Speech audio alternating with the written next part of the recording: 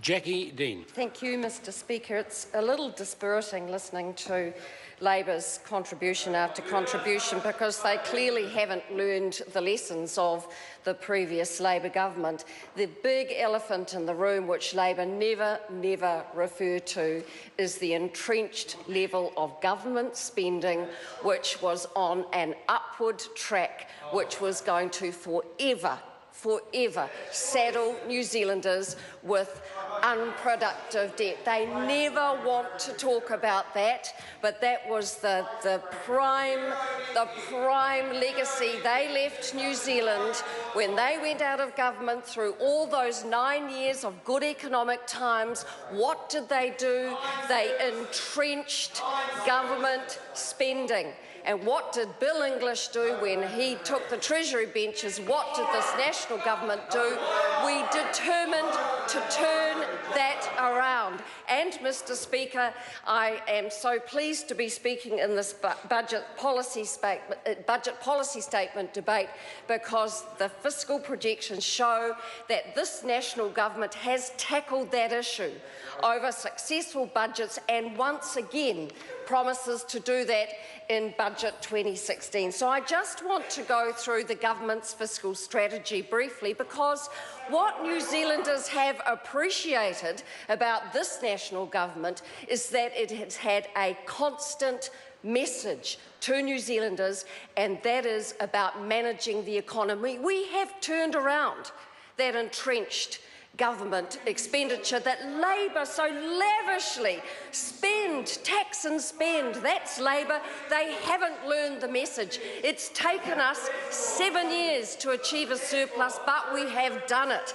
And that is so dispiriting to hear Labor. They just do not understand economics, and they keep peddling the same story, more subsidy for students, as if that's going to fix the economy. They are simplistic, and their arguments certainly do not stack up. I want for a moment, Mr Speaker, just to go through the fiscal priorities. Number one, maintaining an operating surplus over the forecast period, so that's the period under question, so that cash surpluses are generated and net government debt begins to reduce in dollar terms, tackling government debt.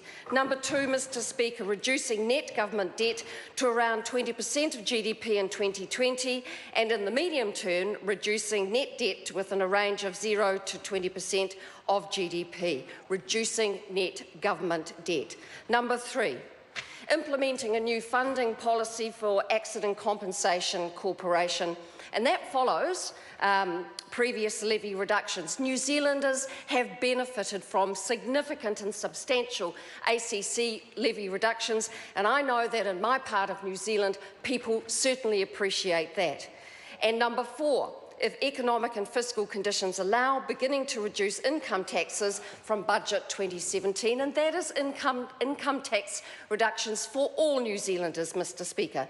Number five, using any further fiscal headroom, including from positive revenue surprises, to reduce debt faster. So that is the constant message, the constant economic direction that this government has shown. Our budget priorities for this budget are the same as they have been the whole time we have been in government, except maybe for the last one, but responsibly managing the government's finances. We have done that. Bill English has returned the government's surplus, building a more productive and competitive economy. It will give me great pleasure in a minute or two to talk about my part of New Zealand and how the economy is doing in regional New Zealand and the South Island. Number three, delivering better public services within tight financial and fiscal constraints. That is something Labor simply does not understand. To Labor, all you need to do to fix something is to throw more money at it. That is a recipe for economic disaster, and Labour in the last Labour government certainly showed us that, and rebuilding on Christchurch. So easy to forget Christchurch. I believe Labour have forgotten Christchurch. I believe Labour have forgotten the extraordinary economic impact that the Christchurch earthquakes have had, not just on the country's economy but also on individuals. And it is so heartening to see our own members of Parliament supporting Christchurch people through the last 3 terrible years that they have experienced with the rebuild. It is so good to see. It is so good to see that this government still has as a major priority the rebuild of Christchurch. Have we heard that from Labour today? Have we heard that from the Greens ever? No, pardon me, Mr. Speaker, this House has not heard that as a priority because they have simply forgotten Christchurch. Mr. Speaker, it is so important to New Zealanders, it is so important to people in my constituency that we don't talk ourselves down. And what do we hear from the other side of the House? A constant talking down of New Zealand. I don't believe that that does New Zealanders or our economy or the way we are viewed in the world. We are a trading nation. I don't believe that that benefits us at all. Luckily, this government understands well and truly its place in the world, and we will be unrelentingly positive. We'll be unrelentingly optimistic for the future of the New Zealand economy and for the future of New Zealanders, and that is why we are focused on matters that on issues that matter to New Zealanders. This government continues to keep a tight rein on spending. It is so important that we deliver those better public services, health, education, welfare and law and order, of course, and we are continuing to build businesses through the business growth agenda. Mr. Speaker, New Zealand is experiencing growth, 2.3% economic growth in 2015, and growth is expected to average more than 3% over 2016 and 17. This is not rates of growth that are experienced by other countries that we trade with, and we should celebrate. We should celebrate that rate of growth and support the strategies that support that growth.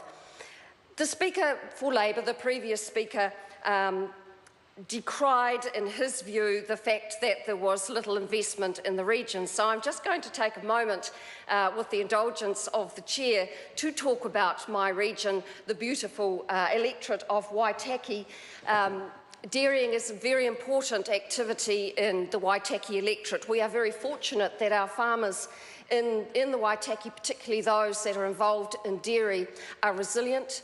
Many of them have been through the fluctuations of commodity prices in the past. They understand farming through commodity price changes, and they are prepared for the lean years that are ahead. Much assisted, I have to say, Mr. Speaker, by the introduction in South Canterbury, North Otago and Central Otago of irrigation. Whereas before, drought years, and we've had many and they've been severe, have had a bad economic impact on those areas of Waitaki. But the direct investment by this government in something as simple as irrigation has made a profound effect on our local economy. Wine exports, Mr. Speaker, are now worth $1.5 billion, and that is up 14% in the last year. A portion of that can be attributed to Central Otago wine growers, which is an industry which, again, is contributing to our GDP. Mr. Speaker, tourism is a huge growth area in Waitaki, growth 10% year on year on year. Investment in our regional economies is very strong under this government. We have primary growth partnerships. There are a number of initiatives in our region. Free trade agreements, of course, cherries with the Korea FTA, the Trans-Pacific Trans-Pacific Partnership, dairy will benefit, beef will benefit, sheep meat will benefit, wine will benefit. It is hugely exciting to those people in South Canterbury, North Otago and Central Otago. There's the Regional Investment Attraction Program. There's more science and technology investment. There are regional growth studies. That is going to point the way to future investment in our regions. We have ultra-fast and rural broadband. We are so connected. We are one of the most connected regions in New Zealand. There is potential in our regions which is being realised by this government. This is a good budget in the making, and Mr. Speaker, I'm very pleased to have made a contribution to this debate.